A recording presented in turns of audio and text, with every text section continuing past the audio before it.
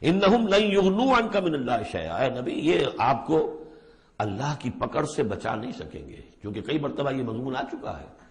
اگر آپ نے ان کی خواہشات کی پیروی کے اندر ہماری اس بات کو جو ہے کہیں پیچھے ڈال دیا یا کہیں کوئی کمپرومائز کر لیا تو پھر کوئی آپ کو اللہ کی پکڑ سے بچانے والا نہیں ہوگا۔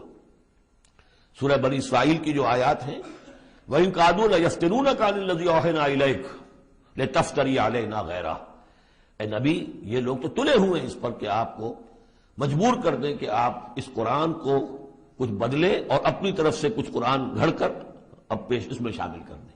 لِتَفْتَرِيَ عَلَيْنَا غَيْرَهُ اِذًا لَاتَّخَذُوكَ خَلِيلًا، اگر آپ ایسا کر دیں تو آپ کو دوست بنا لیں گے، کمپرومائز ہو جائے گا۔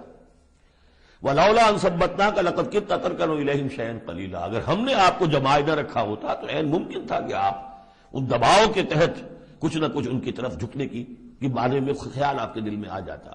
اِذًا لَأَذَقْنَاكَ ضِعْفَ الْحَيَاةِ وَضِعْفَ الْمَمَاتِ، اگر ایسا ہو جاتا تو پھر ہم آپ کو مزہ چکھاتے، دنیا میں بھی دوہرا عذاب، آخرت میں بھی دوہرا عذاب، معاذ اللہ ثم معاذ اللہ، ثم لا تجد لك علينا نصيرا، اور پھر آپ کو کوئی مددگار نہ ملتا ہم سے چھڑانے والا۔ تو اللہ تعالیٰ کا معاملہ ہے کہ جو آپ کو دیا گیا اس پر ڈٹے رہیے۔